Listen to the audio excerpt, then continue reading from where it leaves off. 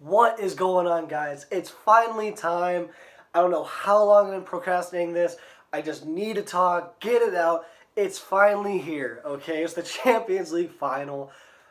Like there's so many emotions going on right now. I couldn't talk. I've been trying to do another video this past week, just trying to talk about what's going on. There's a lot of transfer news, injury news, press conferences, travel issues, World Cup announcements. There's been just so much involving soccer, but I couldn't talk about it. I've just been so jazzed up because every time I try to sit down and record, which I've tried to do a lot, every time I've done it, it's been referring back to Champions League, referring back to Champions League. I didn't want to talk about it so far in advance, so it's finally time to talk and talk Champions League. Oh, I'm so excited. Um, where to begin? I mean, we're here. I haven't been a fan when we've actually been in a final. Okay, scratch that. The final for against Sevilla, Europa League, but the Champions League final. I've not been a fan. I'm still passionate. I love hearing about the '05, the miracle. I love hearing about that. I love hearing about '06, '07 when we were in the Champions League killing it. We didn't do very well. But I've heard about all of it, and I'm really passionate. I love it, and I'll support it. And it's part of the club's history. But to actually live and breathe during that same time is incredible. That being said, I don't know how to feel. I don't know how to act. I mean, I've had local sports teams make it to the World Series or the NBA Finals or the Stanley Cup for hockey. I've had my local club or team make it, and I felt great. I've like, I don't know if you guys can tell, Giants. I'm a huge San Francisco Giants fan, and I remember they went to the World Series. They won 3 in 5 years. They were the best team in baseball 3 out of 5 years in a row. I mean that goes along with Real Madrid's trophy case. The Giants were very good, and I supported them. I lived through that, and I remember every second. I remember the last pitch, the last out. I remember that, and just that feeling of just knowing we did it. I didn't pitch or play, or I have that feeling, and I know what it feels like. However, I'm a huge soccer fan, and I haven't seen this kind of success or Liverpool lift this kind of trophy when I'm a fan. So it's incredible, It's incredible to know we're this close, yet we're also this far. And I didn't realize what that meant till just now. Onto the team. Sorry, I'm doing this again by memory. I wish it was better. I had a screen right behind me where I can just read off everything. But yet, when you're a one-man crew, you kind of have to deal with what you got. That being said, I mean, I watched some videos. There was an open training. For me, it was yesterday when I'm putting this, or I'm recording this. And it all looks good. I mean, everyone's there. The two names that everyone's kind of worried about were Lallana and Sean, and they're both there, full training. I don't know what that means as far as are they. I mean, I know Sean's traveling. I don't know if he's going to be on the roster. But I don't I don't know if he's just gonna be on the roster, if he's gonna play. We don't know anything about that. Klopp's been very secret about that. He keeps saying very close, or we'll think about it. He's been really pushing off the exact yes or no, which sucks. But yet it gives us hope because we saw him. We physically, or not physically, we visually, we saw him training with the team, not just doing workouts. He's full on with the team, which is good to see. Yeah, this could be his last game if he does end up playing. Whatever. It's good, to see a great player. I don't want to say great, a very good player, back on his feet. Same with Adam Lallana. Still, I'm very angry he's not in the World Cup squad. I'm not even English. I mean, slightly, but, Americans can say, we're 1% something and we claim it. But I'm so angered that the fact he didn't make the World Cup squad. I know this isn't Champions League, but this is right after. We're going to be covering this a lot over summer. Adam Lallana is a great player. He's just been hurt, so there's no reason why he's not in that lineup. I know he's in the reserve, so if anyone goes down with an injury prior to the World Cup, I have to guarantee he's the first name to be called in. But he's he's more than quality to make that, what is it, 23-man roster. I think he should be in there. And I'm very disappointed. Same could go with James Milner. If he didn't retire, I feel like he's one of the best midfielders in the English repertoire, what do you want to say. Other than that, let's get back to the kind of the big talk here. Kind of the jokes going around is it's gonna be Mo Salah versus Cristiano Ronaldo for the Ballon d'Or. Like everyone's kind of pushed aside De Bruyne, everyone's pushed aside Messi, everyone's pushed aside Neymar. I know Neymar won his league, Messi won his league. Messi won the double, but it's gonna come down to these two players for the end of the year for Ballon d'Or, and people are saying that this is the game that decides who walks away with not just the Champions League trophy, but the Best Player in the World award, which that is insane. I did not expect a player from Liverpool anytime soon to be even close to, running for a Player of the Year. I mean, so we had a chance with Suarez, but then again, money talks and whatever. I still miss him, but it's like that. There's potential there for him to be one of the best. I mean, yes, we have had players in the past, but the quality now, it seems to say, the best players want to go to Spain or Man City or PSG or basically any place with money, which I'm not saying we don't have money because we have plenty of money right now, but, it's just because we're... so commentators been saying, we're a smaller team, we're a selling team, we're not one of the bigs. I mean, now we're considered one of the bigs again, but to American commentators, we're not one of the big teams in Europe. That the fact that us and Roma got paired in the semis was just unheard of. These two small teams in the semis, one's going to go to the finals. That's a bunch of BS, but we're just proving people wrong, and that's just one more step we're proving people wrong, is that we have a I could say top three. I could say it's, top three player in the world right now. And we're just proving people wrong once again. As far as the game goes, I mean, it's hard to talk about it with just you, but it's, as everyone says, I mean, I can go along and just read the same script. It's going to come down to defense. And both our defenses are good, but not as good as our attack. And I think that's the issue most people don't say, is that we have a pretty good defense. Van Dijk is what stat he carried, I don't remember, but he's a very good defender. He costs a lot of money, and he's proved his worth already in 6 months. I mean, goals aren't there, assists aren't there, but what do you expect? He's a center back. He shows his tackles and his knowledge. He's stepped in, he's already the leader of the back line after 6 months. Lovren's been here for years, and yet he's still learning to be a leader. Take that for what it is, Lovren, again, people have their doubts, people still have their doubts, but you know what? He does the job, and if we could say Dejan Lovren gets to lift a Champions League trophy, that puts all of the haters, all of the negativity, all of the mistakes away. If he can lift that trophy, all of that people talk down about Lovren goes away. And that will be spectacular, because I really don't hate him. He makes mistakes, but I don't hate him. He just, if you compare him to Van Dijk, I mean, yeah, he's not as good, but he's actually pretty decent for what he does. I mean, other than the own goal against Roma, we don't want to talk about that, but... And then again, we have Trent Alexander-Arnold. Fantastic. He's 19 years old. He gets to play against Cristiano Ronaldo. I'm older than him, and yet he's defending the best player in the world. Second best player in the world now, but you get my point. Former best player in the world. 19 years old.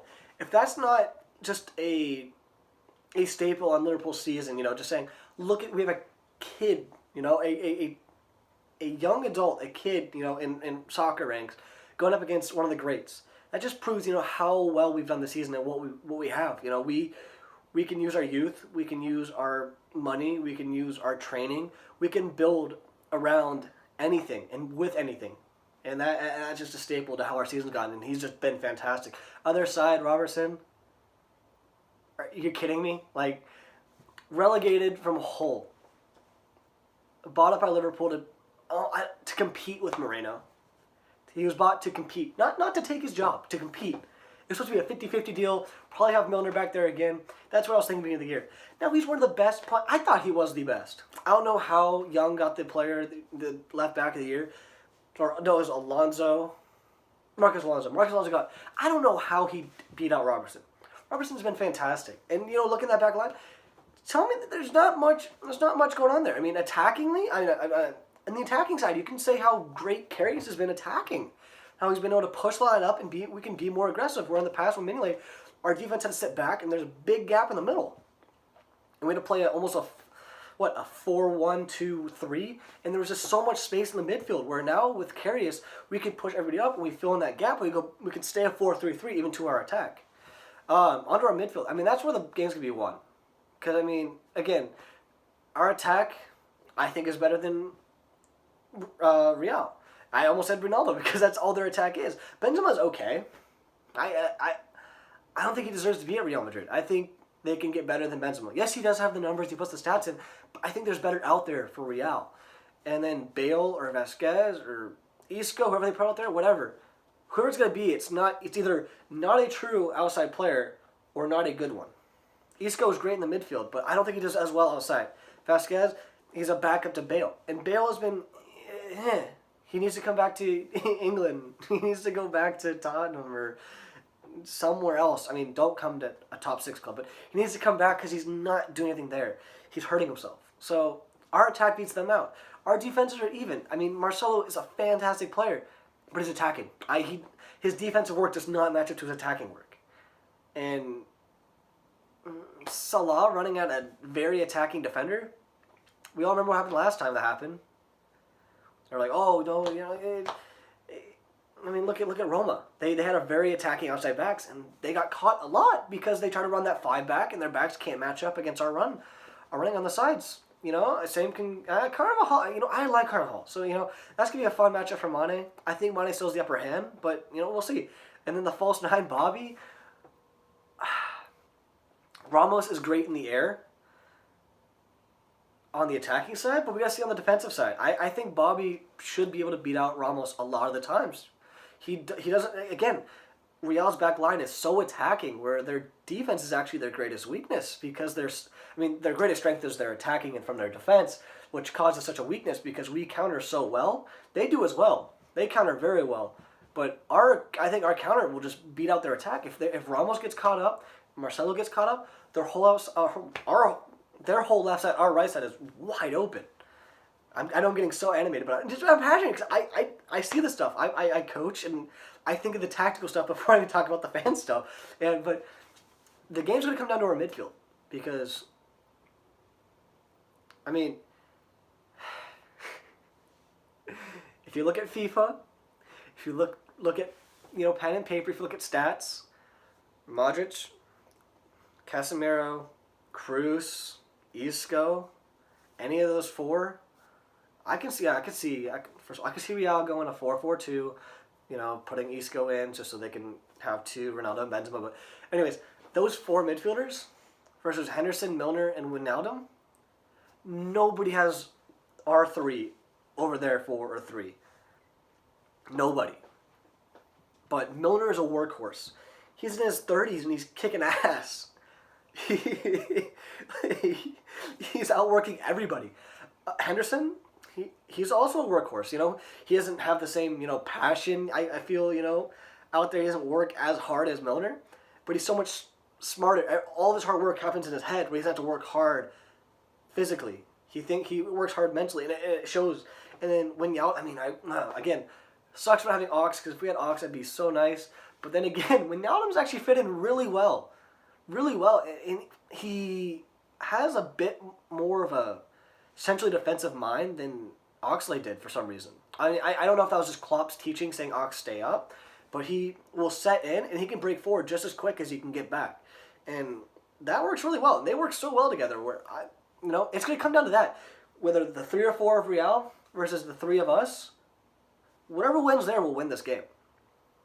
And I'm not saying they have a better advantage or we have a better advantage. It's going to come down to that. These are 2 even teams. I mean, if you look at the SBI that some fact computers putting out, it's 54% chance that Real wins and 46% chance we win. That's not a lot. If you look at past games, it's been 80%, it's been 70%, it's been 90%, it's been 60-something, 70. It's been high numbers. It's never been in the 50-40 range. It's never been this close. Oh, pay no attention to that. That means I've been talking too long if that's changing colors. But, it's going to be a very tight game. I don't want to write off Real, and they're not going to write off us. It's going to come down to that. only wish I have, and the only big concern, is we have such a great record at home. Such a great record. We have so much passion, support, love, volume, everything. And I've been seeing pictures and videos from Liverpool and at Anfield and at home for all the players. You know, there's been a lot of support, a lot of banners and flags and singing, and it's been really passionate. But we need to transfer that to Ukraine. It's Ukraine, yeah. Kiev, whatever. Kiev. That's Kiev. Yeah, you get a point. We only have 13,000 people going. We're going to make that sound like 60,000 again. And I know Real's bringing their white wall, whatever they want to call it. And we got to compete with that. And plus the other, how many ever just random people that UEFA wants to bring. You know, we got to make our fans seem so much louder. I wish I can be there. I wish I can be at every game, but I can't. And that's my only wish, that all the fans, I can hope that if I was there, that we sound like an army. Because we are so good with our fan support. If we can make a small number like that sound like a whole entire stadium, Real doesn't stand a chance. Because we are so good with that voice behind us, with that 12th player as the fans, you know. So, that being said, I don't know much more to say. I just want to get to the game. I'll probably play this back and record this 5 more times. Figure it out. But you know what? I'm just so excited. There's so much going on. The lineup writes itself. The fans, you know, they're buzzing. I'm buzzing. Klopp gets it. The fans are calm. Not the fans. The players are calm. They're not worried about this. It's another game to them, which is awesome. They have that mindset. I hope that's every player, but certainly for me and other fans, I know that it's not easy. We are just riled up and ready just to go and support. Like, I'm not going to watch my game at home. I'm going to have to go. I have to go with somebody else and watch it. I won't be able to watch it by myself because I'm just so nervous and just But yeah, other than that, guys, thank you for watching. I can't wait. I hope you guys are all watching the game. Please like, comment, subscribe. Let me know down in the comments a few things. You know, where you guys watching the game, and you know what you guys think the score will be. I can see it going. I can see it being 2-2 and have to be ended on penalties. Honestly, I can see it being a penalty shootout because of just how attacking they are. But let me know what you guys think. Let me guys know if I made, you know, any changes to the lineup. You know, you guys pretty much heard. You know, it's the standard lineup we've had the past couple weeks.